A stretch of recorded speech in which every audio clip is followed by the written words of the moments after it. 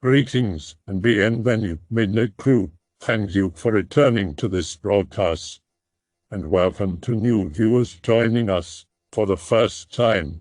If you like a video, then feel free to subscribe. No jokes or memeing. Have you ever witnessed something that you can't explain in any rational, natural way? Well, something paranormal or supernatural, I mean. I once had a dream that I don't remember waking up from. There is a good chance you are all just figments of my imagination. Sorry you had to find out this way. No LARPs? Finally, this story isn't all that supernatural, but omens of death don't have to be dogs or a skelly boy. Sometimes it can be something completely harmless to you. Summer 2020. Be me. Living in a small rat hole of a retirement community in New Mexico as California expats turned Colorado into an overpriced drug den. House-sitting as Ma is away wrapping up selling the house in Colorado, walking home from work late at night and by the Rio Grande reading online stuff. Get bored of the text for a moment and look up at the night sky. There's a green fireball in the night sky orbiting in a lazy circle around 20 to 40 feet in the air. After a couple of passes, it flutters off over the Rio Grande towards another poverty-filled retirement community nearby. Wonder a few seconds of what it could be, and then go back to reading. The year slowly moves on. Later on in the year, Grandma gets off a cruise ship in Florida and falls, breaking parts and infecting her spine. She tells the doctor not to revive her, and if she goes. Sometime later, the infection kills her. Her funeral was quick and she was cremated. Her remains sent up to another poor-as-dirt mountain an hour away from here. A day or so after the funeral, I was being miserable at work, mourning her death and just unable to get on with life. I close my eyes for a moment to take a quick wager rest, and I hear her voice in my head and see a quick image of her. She told me that it was my decision to make and that she was fine. The image fades and so does her voice, leaving me in the back room alone, looking like a spaz with my eyes tightly shut. I still can't get over her death, but it was her decision to make, even if the doctors could have saved her. Goodbye, Grandma. Rest well. It was a particularly hot day of July of 1996, when me and my friend, who were both 12 at the time, rode our bikes to a nearby abandoned paint factory that had burned to the ground 6 years prior. I know for a fact there were no victims in that fire, because my father was a fireman, and he was there the night of the fire. Once we got there, we managed to build some ramps out of discarded wood and cinder blocks, and for a while we'd take turns doing stunts when I decided I'd go check the ruins. The ceiling had collapsed, and there was this huge hole in the wall that I stuck my head in, and I instantly felt very cold and had a strange sensation of being in a vacuum, like under a glass bell. I felt a menace from under the pile of debris, and I couldn't move. Suddenly, my friend called my name, so I snapped out of it. I answered, "Coming," but my voice was hollow and shaky. I started fast walking towards my friend when something strong grabbed my left arm, like it tried to pull me back in there. I wiggled my arm free, and now I was running. Watched my friend do some stunts, but I couldn't shake off that feeling of dread. There was a small steel shed on that lot, and my friend decided he wanted to check it out. The shed had a garage door that was halfway open, so we went in. There was nothing inside, but no more than 30 seconds into our exploration, something started banging on the roof. We stood there completely frozen, then more loud bangs coming from the walls. Very fast, very loud. I never ran as fast as this in my entire life. We grabbed our bikes and got the hell out of there. Until the day of his death in 2008, my friend maintained that he felt a force grabbing his rear wheel and lifting the rear of the bike while on his way out. I didn't witness this, but I only told him of my own adventure in the ruins after we got home. I avoided that place for years afterwards. Eventually, it was demolished in the early 2000s. At a friend's house that he used to live in when we were kids, you could hear footsteps on the stairs that led to the floor his room was on at night, whether other people were home or not. We were really into paranormal stuff and made shit up to tell each other stories back then, but this was one of the few things that wasn't made up. And I experienced it myself too, since we frequently visited each other on the weekends, and his parents were neglectful and usually not home when I was at his house. Because of that shared interest and the fact that we didn't think too hard about it, at the time it was exciting. Eventually he moved, and as time went on and we grew up, we stopped really thinking about that house we were hanging out sometime last year and the topic came up. Now that we're adults looking back, it's not really as exciting so much as it's kind of disturbing, and leads me to wonder what exactly was going on. The house was in a state of relative disrepair, so it's plausible that somebody was living hidden in it, but that wouldn't really explain what they were doing on the stairs, since if they came out to eat or something like that, they wouldn't have needed to use the stairs, which only went to some bedrooms. The other thing that wasn't made up is that a couple of times the pivot sound of dogs barking could be heard through the walls, even though none of the neighbors had any dogs. These stories are probably pretty mundane compared to some other ones in this thread, but at least they're among the truthful ones. If by witnessed you mean heard, then yeah, be me. Early 20s, living with my girlfriend and two buddies in a big country house. Playing vidya during the day while both friends are at some MTG thing and girlfriend is at work. Layout of the house is somewhat important, so attached for reference.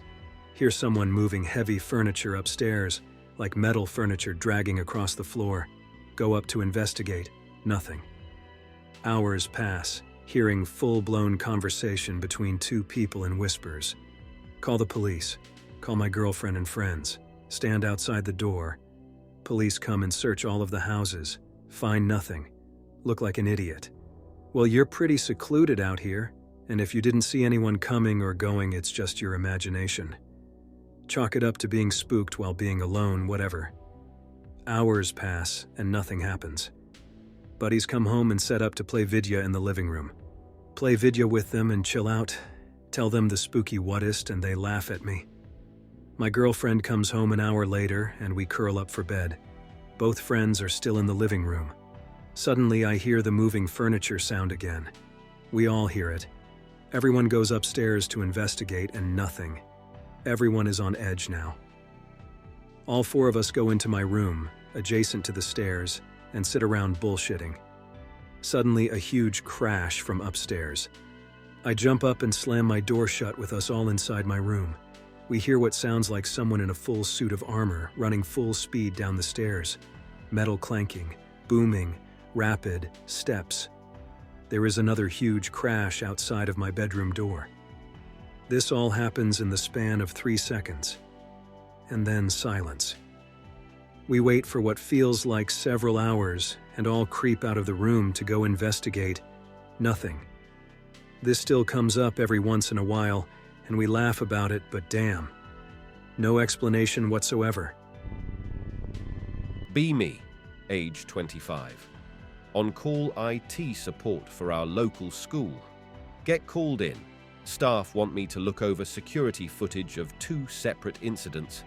Watch the first incident.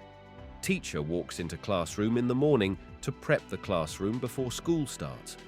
She leaves the class, turned the light off and locking the door to go to the main office. Notice a shadow almost like a liquid come down from the wall across her door and slink underneath. Light turns on. She comes back 10 minutes later and opens the door. She's standing at the doorway looking shocked for about 20 seconds. She drops what she's holding and bolts away. We keep re-watching the footage over and over, definitely can see the shadow on the vid clear as day. After a few days, she comes back and explains what she saw. It was like a black mist and fuzzy like TV static that seemed to float all around it. It was in the corner of the room, and when I screamed, it shot up into the ceiling and disappeared. Begin checking footage of where it might have been according to her. holyshit.jpg. We can see it on the roof from the parking footage. It moves to the highest point on top of the school and stays there. It fades gradually into the night sky as the day progresses and we lose it. How no one noticed it during the day is beyond me. The second incident on the security footage. Janitor doing his job in the evening, mopping floors. He begins to yell at something down the hall. Can't see anything down the hall on the footage. He begins to aggressively walk in that direction and reaches his hand out. He drops to the floor and his arms swing above his head and he starts skidding along the floor like he was being dragged by his arms. His arms drop and he gets back up and I've never seen a janitor sprint like it was an Olympic event before. He bolts out of the fire exit doors. He tells what he saw the next day. It looked like a kid, so I started yelling at them to get out of the school. She started walking away from me and I touched it. When I did, it turned into a black cloud and these tiny black wires wrapped around my arms and it's starting dragging me. His arms looked as if he had rope burns all over his forearms. He hasn't worked at that school since then. Keep checking the footage and can't find anything, he says, but we can see the event. Not necessarily unexplainable, but just weird. As a child in the nighttime, I'd often feel some very intense vibrations going through my body and head, which always came with sleep paralysis. I'd often feel them in a state between sleep and wakefulness with my eyes closed. Sometimes they'd start as I was about to fall asleep, other times just randomly in the dead of night. They made me really scared. One night I found myself going from a state of deep, dreamless sleep to a semi-awake/dream-like one where I was in a white room or something like that. It was just bright white light all over the place. I then heard a reassuring yet somehow artificial woman's voice telling me, "We are done now. Everything will be fine." I then felt some really strong vibrations and woke up paralyzed and terrified. I had the urge to check if I wasn't missing any body parts for some reason, so I did get out of bed after quite some time. Didn't sleep the whole night. I was terrified and still am thinking about it. Not very climactic, but swear it's true. Hiking through the woods in northern Idaho with my new college roommate. Turn around a corner, blind, hugging the mountain on the path. 10 feet from a deer, standing on its hind legs, arms to its side. Looking at us with its head turned a little to the side. Me and my friend both feel shivers of this primordial, intense fear, frozen in place. I start unconsciously crying, just pouring tears out of my eyes. All my hair stands up. Eventually my friend comes to and starts walking away backwards, and a couple of seconds after that I start walking away backwards. I break eye contact with it and we both turn around and sprint the half-mile back to his car and jump in it. You know it's messed up when it happens to multiple people at once. It's nothing too dramatic, though. Be me, sitting with my mom and 2 little brothers. We are happily joking, laughing and bonding in the living room. Suddenly, an extremely loud sound of things falling, rolling and clanking comes from the storage room. We thought the secondary refrigerator fell, and things inside it spilled. I went rushing to fix it, turn the lights on. Nothing. Everything is perfectly in place. Go back. We laugh about it, like a silly happening. Sounds of loud clanking and large objects falling are heard from the storage room. Again I went running to see whomst the hell is making a ruckus. Nothing again. The sound is cut off suddenly before I reach there. We laugh again. Still standing in the storage room, the same loud noises came from the bathroom. Its door is slightly ajar, and you can hear the voices much clearer. I sprint there fast and there is absolutely no objects on the floor, and everything is in its place. My little brothers got scared, so they decided to go to sleep. I was not impressed. Like 8 or 9 years ago in June, be me, have a dream. Walk in my city and find an old door with privet on the sides. Something like this. WTF, this wasn't here. Enter and see that it is a earth road. Walk until I find a house. 2 dudes and a woman get out of the house. Anon, finally you are here. Don't know who they were, but I had a feeling that I knew them. Talk a lot and have fun. I felt for the first time in my life that I was at home. Oh, Anon, you have to go. See you next year. Wake up. LOL, cool dream. Forget about the dream. 1 year later in June. Be me. Go to sleep. Enter a house. See one of the 2 dudes. Anon, it's been 1 year. Go to the backyard and meet the other 2. Talk and have fun. Feel like I'm finally at home. Hey Anon, it's time already. We'll meet next year. Wake up. Why did I dream about that? Think about it for a couple of days and forget. 1 year later in June. Remember the dreams and think if I would dream it again. Day passes and I forget about it. Go to sleep. Be outside of a house in the countryside with a lot of trees. See the woman. Oh, Anon, it's been another year. One of the dudes appeared. 2 years passed already, haha. Talk and have fun. Feel at home. Oh, Anon, it's already time. See you next year. I don't know what happened. I dreamt with them like 2 times more, always in June. I don't have any idea why I had those dreams or if they had a meaning. 2016. Be me. 17 years old. Junior year of high school. Coming home after a closing shift at McDonald's. I live about 15 minutes outside of city limits. It's a drive down an old back road home. Almost home, I pass by an old graveyard that's once some old guy's property, gravestones from the mid-1800s. Was blasting Slipknot on my shitbox's speakers. Round the corner where my house is in view on the other side of a farmer's field. All of a sudden, I felt it. Someone put their hand on my right thigh and squeezed hard. I can feel it clear as day. I can feel how cold it is. It's so cold it made me yelp. I can feel the fingers, the fingernails. I slam my brakes, shut the radio off, and as soon as it happened, I don't feel it anymore. I'm terrified. I think someone's in my car, possibly the back seat. Mind is racing. I think I'm about to get robbed or worse. I sit there and nothing happens. I sit there longer, about to turn around when I remember. Dude. I checked my back seat before I got in. I always do after my uncle got carjacked. Now I can't breathe. I can't look behind me. I'm frozen for a long time, silent, just staring at the road illuminated by my headlights. I think my body moved before I even thought. I jumped out of the car. Watch it.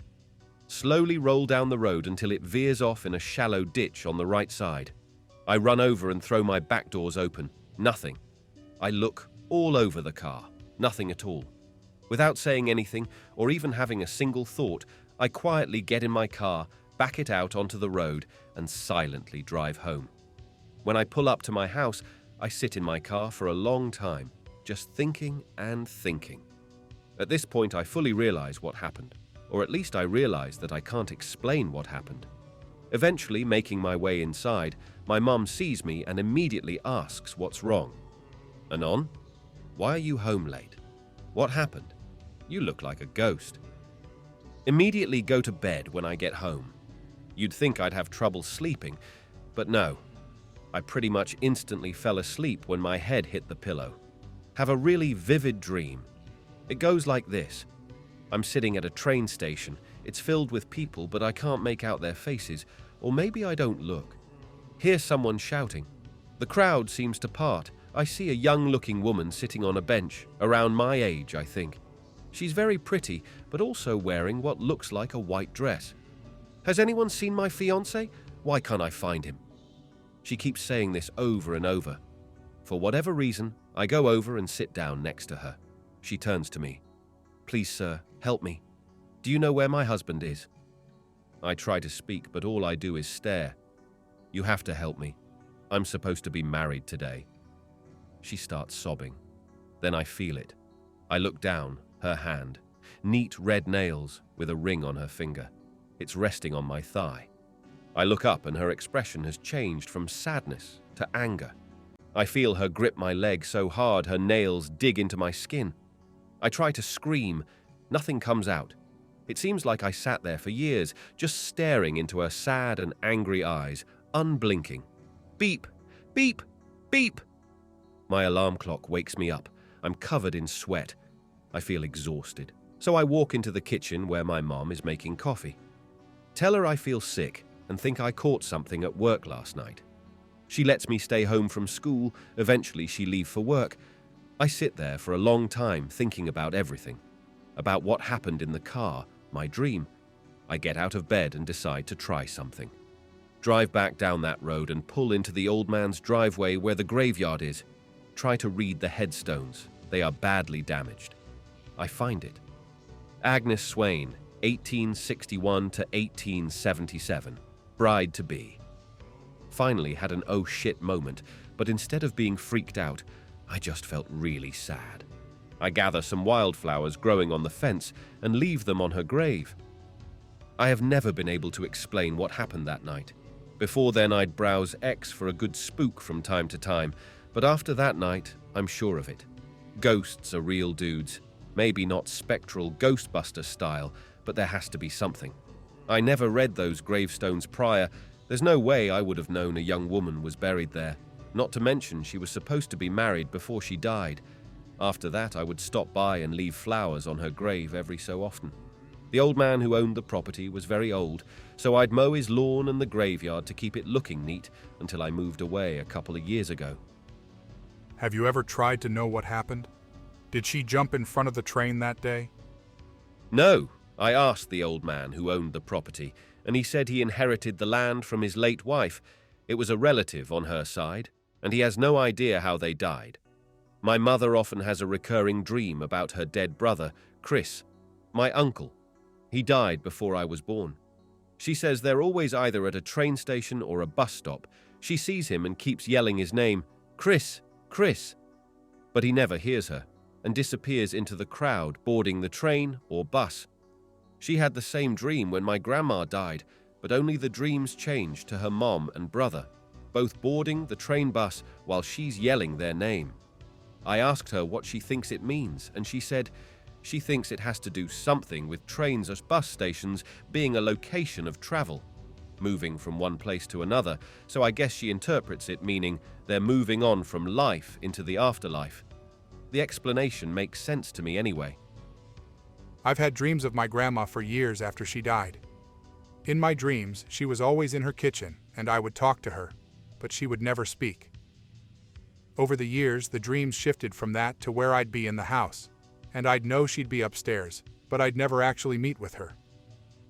The last time I dreamed about her was maybe 5 years ago. I was in her house, and it felt completely empty. A long time ago. My room was pitch black and I was sitting on my phone browsing things, under the bed sheet cover. Then my room turned all bright, and mind you, the only light in my room beforehand was from my phone. I have thick curtains and no other electronics were on. I panicked and went into a boxing stance as my whole room lit up. I know it wasn't anything electric, like a malfunction since the light was better and brighter than the light on my ceiling lamp. Plus, when the room went dark again, I went and flipped the switch and my light turned on.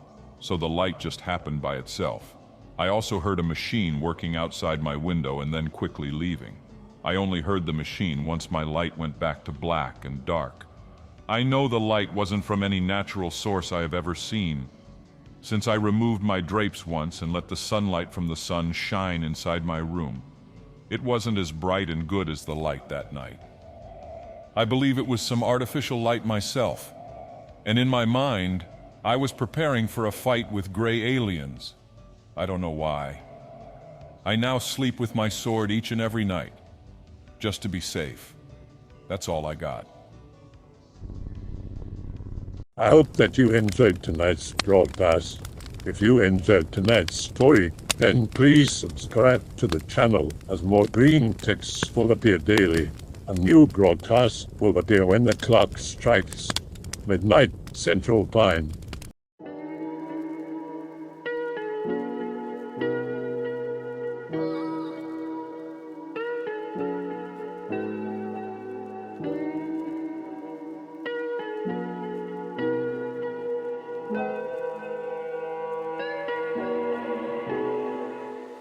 Remember to check out the Odyssey page in the description for a second archive of the channel's videos. There's also a Rumble archive as a backup.